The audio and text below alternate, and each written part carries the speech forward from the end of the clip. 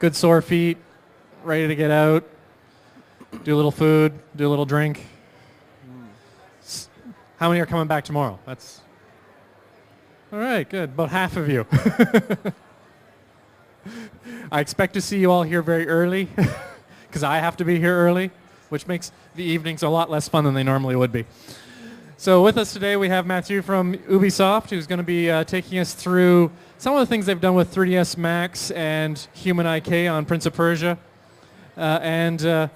Really what I want you to kind of take away from the booth today, and we've been showing it all throughout the day, is not just that we're involved in the content creation side of games. We're not just 3ds Max, Maya, Softimage, Motion Builder, but we're also middleware as well, and the technology that can go into game engines to drive how your characters move around. So Matthew, why don't you take it away? Hey. All right. So as stated, my name is Matt Letsulip. I was animation technical director for Prince of Persia. And I've come here to show you guys a bunch of stuff on how we did the animation, as well as a few other things that you might find pretty interesting. I was originally approached for the project by finishing up Assassin's Creed. They showed me the fake gameplay footage that you'll see like, in a few minutes. And I thought, well, you know, yeah, we can pull this off, no problem. But they showed me the schedule afterwards, and we did not have a lot of time to pull it off. Nonetheless, right, I brought the fake gameplay footage to show you guys what was the original concept. This is what the game started as. So as you can see, the prince has changed a bit from the original design. Actually, the prince is not all that different. Elika is a whole lot more different. Her role, magical abilities, and personality has all been overhauled by the time. And the prince actually had a griffin back then, too. This demonstration in particular was for the open world ingredient, which was pretty much changed along with the goo monsters. We had to scale it down because there was just too much work involved. Over here is the platforming segment. This was the original design of the platforming. That too has changed a lot, but there are a few particular things that stayed, like the save me that we have here. Understandably, the design got changed a lot when Elika's magical abilities got nerfed, but nonetheless, the idea stayed the same. Here we have some fighting against a goo monster. The first goo monster that was created. He doesn't even exist anymore.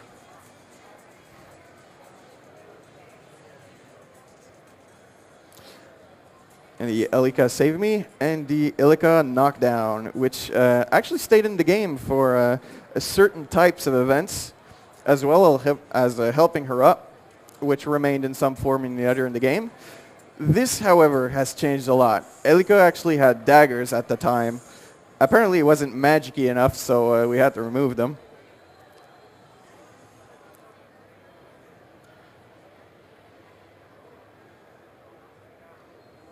And stab. The world healing concept. And there we have it. So then, why would we make such an elaborate fake gameplay footage? Well, behind it, I don't know about you guys, but I think that such a video is pretty hard to beat when it comes to actually trying to make somebody understand the concept behind what you're trying to do, you know, the artistic vision.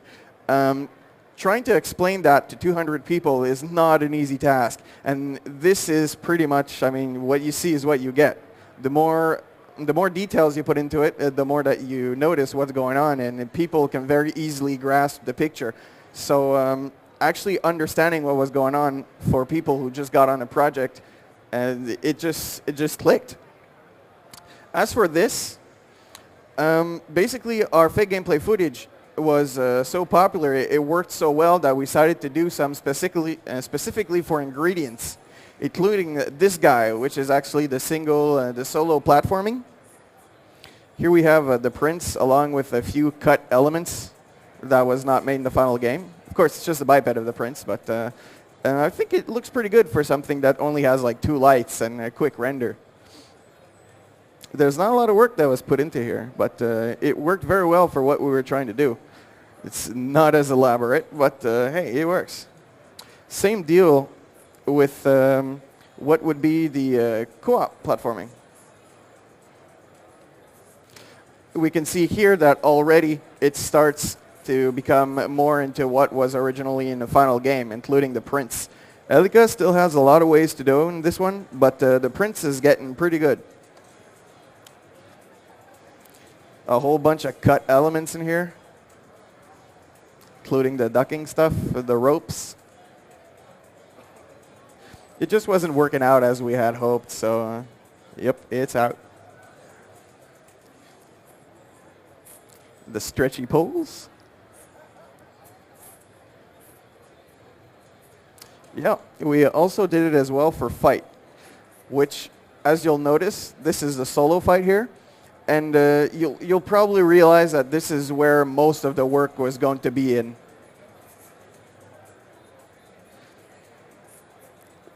It's this is the hunter along with the prince. And you can see right away that a lot of time is going to be spent in here relatively to the platforming, because you run into a sort of conundrum when you're working on this. Specifically,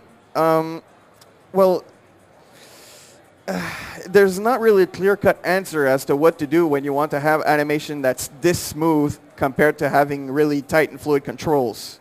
See, technology that we were using, such as procedural animation, well, it can't really do the impossible, right?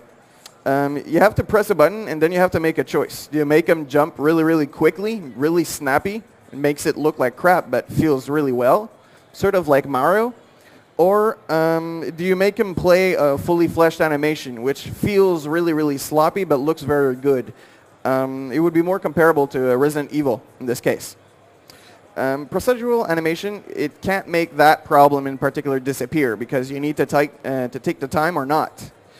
So this video in particular is somewhat of a pipe dream in that sense. You can't do it really, but we got awfully close, so we were pretty happy with what we ended up with. So then, our new technologies that we decided to work on the game.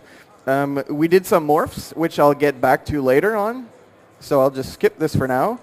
And we worked on better secondary and additive animation. The idea behind secondary and additive animation is in order to take controls of, you take an animation that was originally full body and you just make him say, well, you know what, I want this animation to only play on a certain body part of the character. A good example as to, well, why we have the assassin here is because when we were developing the technology to make it work better, well, we still had some of the data of Assassin's Creed in our engine, so I decided to just use these characters when I did this video, which was about 2 years ago. So you see here that the assassin is being run by with a guard behind him, and you know, it seems to be working fairly well when it comes to animation. And well, yeah, this is secondary animation, how it works. Very, very useful, actually. When you want to do stuff like make a character tap his head or, you know, pick his nose while he's running, well, this is the good way to do it. You can just make him say, well, you know, use your right arm instead of using your full body when playing animations. So you don't need to have a picking my nose animation for when he's running, when he's walking, when he's standing around. You can, like, split the body parts into parts you want. And it's very, very, very useful. Oh, so yeah, Human IK. We ended up using it in our game as well. Actually, we had it planned all along since we already had the technology from Assassins in this case. And we had a lot of experience using it already. So we told ourselves, well, we know it works. We know it's going to work well. We know exactly what it does. So let's plug it in later. We basically left it lying there for a while. And then when we said, well, we have 2 months left, we decided to just plug it in there. And it worked beautifully. Here we have the prince without Human IK on. As you can look at his feet, there's definitely some problems when it comes to very complicated mesh terrain. You see him floating around because you're not doing any tests on the character, so you don't have his feet lying. And then there we go. Here we have Human IK that's on the character right now. It affects his spine, all of his lower back, his feet. It really makes a lot less work. Honestly, you don't need to make as much animation while doing this stuff. It saved us so much time, and we were really happy to have it. The only thing that I'm disappointed with when it came to installing it in was that we did it too late. There was a lot of stuff that I figured, well, you know, we could have used it elsewhere, but it was so late in production that we decided, well, we're just going to do what we planned for.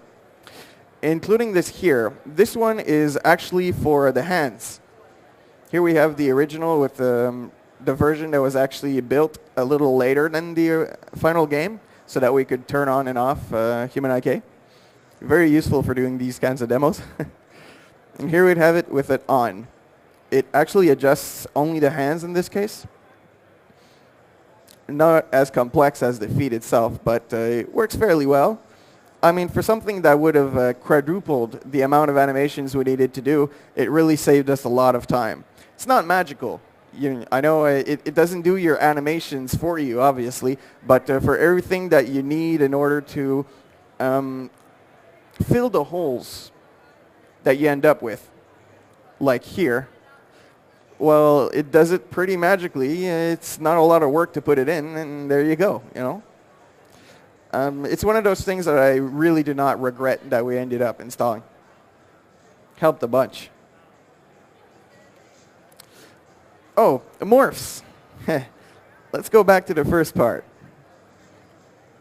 Okay, morph deformations. We ended up installing, using morphs as a technology in our game because we couldn't do it on Assassins. We had 120 characters in Assassins to play at the same time. It was not reasonable to think about using morphs. As soon as we got into Prince of Persia 0, we'd say, this is next gen. Let's do it, you know? We got to do something cool. And honestly, morphs looks a lot better than bones and is a lot quicker to do, so why not? The first things that we started doing was like some minor tests. Here we have like Elika Save Me here. And then we said, oh yeah, well this works, so let's move to something more complex, and started adding it in in-fight animations. We have the prince getting knocked around in this part. And he's like crying, oh, this hurts. And when all of that seems to be working fine, well then we said, well, let's do the scripted events with it. This is a particular scene when the prince is whining about losing his donkey and inch-thick carpets. It worked really well, especially since we didn't actually animate the faces all that much. I'll get back into that in a moment. Here we have the actual amount of morphs that we ended up using, which is not a full set, actually. It's the whole thing, but we did not do the whole thing. We just ended up using what we needed to. Oh, sorry about that. And there's two things to notice in this particular picture with all the morphs targets of the prince. For one, there's only 2 targets that has the mouth open, and it's the same one. What's the deal with that? We'll get back to that in a moment. And for 2, for some reason, I really love these ones. He's really evil looking in these. Right. So let's get back to the morphs. Right. Why did we use the morphs? The pros and the cons. See, different morphs can affect the same vertice with 100% weight. What does that even mean? I mean, this is not very, it's not very simple, but I can do it fairly easily explaining what it means. See here, what we have right now is we have a plane with a bunch of lines in here, and it's right now skinned to 3 bones. These 3 bones here. The problem with the bones is that a vertice, especially when you're doing the faces and complex stuff like the lips, the vertices can only be shared a certain amount of percent depending on the number of bones. But for a morph, you can tell a vertice to say you're 100% of that morph and you're 100% of that morph as well. So when you're moving your bones, you stretch these bones out and see you want the middle part to pop up. Well, you have to put some amount of weighing on these lines here. So, you know, you end up with these holes here that you don't want. And even when you pull that bone up, well, you still have 50%. That's not up. You need to share between the bones, and it gets pretty complicated. But with the morphs, you know, it does it 100%, and there's no questions asked. It just does it, you know. So it's very good for when you're doing faces, because you know that you're going to get the exact shape that you originally did compared to bones. Also, it's obviously easier to make. You don't need to throw some bones in there and have your rigger make this complex set. You just take a modeler and you say, you see this face? Can you like turn it into an O and a A and a whatever shapes you need? And he said, yeah, sure. He models it up. It's going to be precise. It's going to be fairly easy to make. And yeah, also one morph, it can pull the vertices in different directions. With a bone, your vertices are going to go in the directions of the bone. That's you cannot get away from that. However, if you have multiple morphs or even one morph, well, the vertice is going to go in the direction that your morph tells it to for every one of them. So you have a lot more flexibility as to what your morphs are going to do. The cons, this needs a little explanation, especially the first one. Linear displacement only, no true rotations. We'll get back to that, but that is the major problem that we hit during the project. It's more memory intensive most of the time. It depends on how complex your morphs are, because you're only keeping where the vertices are going. And it takes more time. Of course, it's modeling time. It might not be as valuable if you have multiple riggers or if you have very little of them. So you just got to you got to be careful with that. What I meant earlier about the 100% weight and how morphs can be a lot simpler is that when you're adding bones on your character, well, it's a lot easier for you to keep the same deformation on your character without needing some complex rig in order to do it. In this case here, what I'm doing is that I'm adding a shape, adding a morph target on my prints. You can see here that I'm moving his lips on our basic UI, and then I melt his face. And the lips still work fine. It doesn't matter what you're doing. Since it's not a bone being controlled by multiple things at the same time, it's just morphs. Well, he doesn't care what the mesh looks like. He just offsets what he originally was supposed to do. So it works very well. The interface. This was done with, actually we did it, I believe it was with Reaction Manager. Yeah, which is actually a very, very useful tool for doing these kind of things. I swear by it, personally. You can do it using wire parameters, or you can do it using MaxScript, but it's so much quicker. So we just keep it like this. All the things that you see in here is just, there's no trickery in here at all. It's just your basic setup for the faces. The look at. You have stuff for the eyebrows, you have stuff for the eyes, the blinking. You have an effect side as well. So when you're doing stuff with the face, for example, right now I'm moving the lips around, and you decide to give him a really ugly grin, well, you can tell him, well, you know, I just want it to react on the left side, or whatever you want. In order to make the face look a little less symmetric all the time, it's really something that you don't want. Yeah, so the mouth shape, of course, and these basic ones here, like the tongue, the jaw, all that. So you can end up doing some pretty interesting face with all of these, and it doesn't take a lot of work. It's very quick. But you've probably noticed in all of these that there's nothing for actual funim stuff. The talking, it's not in there. There's a reason why, but we'll go back to it in a second. The biggest problem with using morphs, this is what put a stick in our wheels very, very quickly. We did not think about it, and if you're going to be using morphs in your game, you better think about it right away, because or else it's going to be a problem. The problem that you hit using morphs is the first problem that I mentioned right here. No true rotations. It goes, the vertices are linear. They just go from point A to point B. So when you want to simulate a jaw, this is a problem. The jaw is a hinge, so it opens and it closes. And if you have something that goes linear and you have multiple shapes with the mouth open, well, you're going to end up with very strange vibrations in the jaw. Because when you go from, let's say, an A shape to an O shape, both of them are interpolating down and up while they're going from one to the other. So you get these really nasty spikes in the animation of the jaw that you can see right here. The spikes that are happening here are what the vertices of the jaw are doing. So it's very, very ugly. I have a simulation right here that gives an example of when you're interpolating from one shape to the other, you have these terrible vibrations happening right here. And you don't want that. Trust me, anything you can do to get rid of it is probably for the best. You can either actually use a jawbone, or you can do what we did. Actually, having a jawbone was a bad idea for us because we were using morph animations and bone animations separately, so it was really going to be a pain in the butt to keep them separate. So what we want is this. It doesn't move.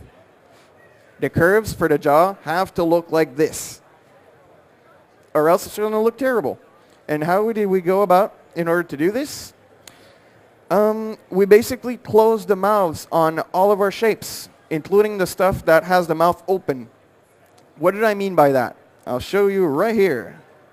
See, here we have an actual skinned jaw. This line that you have here is actually a bone, and you can open and close his mouth like a normal skinning, no problem, you know. And we use the open one as a morph target. So in order to do our targets, see, I just copy this here. So we have two of them. And then I grab oh yeah, you have to put an edit mesh, and you know, you edit your shape, and yeah, this is good. You know, I'm happy with this. It's going to look awesome in our game. So let's plug it in. And how do we close that mouth again? Well, first of all, when you want your shapes, you'll need to copy them. So I have a mesher here. Whoever is not familiar with the mesher, it's basically a snapshot. It takes, you give them a target, and it's going to copy the mesh. And whatever the mesh deforms or does, it's going to do the exact same thing.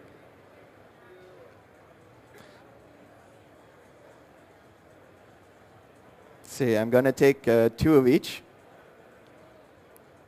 The bottom ones are going to be with the mouth opens, and the top ones are going to be collapsed with the mouth closed. So I collapse these guys. The bottom one here is going to end up as our mouth open shape. The bottom one here is going to end up as the target that we want our end result to look like. This one here is going to be, see, I close the mouth. That one's going to be our same shape as this guy, but with the mouth closed. Right now you don't necessarily see what it's supposed to look like because it just looks terrible. It's supposed to have the mouth open, obviously. But we're going to do that by using a single common open mouth shape for all of them. I'm looking for the morph here. Sort of lost it. And there we go. All right, so yep, we want that guy with the mouth closed and the mouth open. So now when we put 100% on both of them, we end up with the exact result that we wanted to begin with. There we go. It is the exact same thing, and by using the skinning in order to make the mouth open instead of using actual morph, well, we can end up with the exact same look that we wanted to at the beginning. You just use the same open mouth for all your shapes, and you close their mouths again, and you only have a single shape driving the mouth opening and closing, which helps a lot when it comes to actually having some nice animation in the jaw instead of having a whole bunch of them trying to open the mouth and close it at the same time. The reason why we did not have actual some speaking shapes into our interface for the speaking was actually because we split both of them. Everything that was done for talking, including scripted events, including cinematics, including the stuff that you'd press a button and the characters would talk to each other, it was all made auto-generated facials. All of them. All we ended up doing with the UI for the morphs in Max was we use it for emotional faces. So once we did the whole auto-generated stuff and we were happy with the results, all we had to do was tell the animators, well, okay, import those animations in and then animate the facial expressions on a character. And the results were actually pretty good. It was very surprising how much we could get away with so little effort, to be honest. And the reason why we separated them is because we changed the system in order to have the scripting work. so that the guy who would write in the script could also write in, oh, and the character is angry when he says this. And you can have a whole bunch of faces. Here we have Elika with her different moods that would be called depending on what the script guy wrote in his script. And these guys would be loaded dynamically as soon as a certain line would be said. Well, it says, oh, well, she's supposed to be angry when she says this. So poof, you had the face show up in game automatically depending on what was written in the script. So it was actually a very good way to do it, and we started plugging in the body animations as well to do it, but we did not have the time to fully complete it. So we did not get as far as we would had hoped in order to control the body animations using the script as well. So most of it was all modular, and it worked very, very well for the very little amount of time that we put into it. And I really recommend that you look at it if you guys intend to have a lot, like thousands of lines of dialogue that's controlled by the player. This is a good way to go about it, really. And yeah, that's about it. And there we go. Thank you very much, Matthew. Again, excellent demo. Look at Prince of Persia. And again, you're seeing that we're not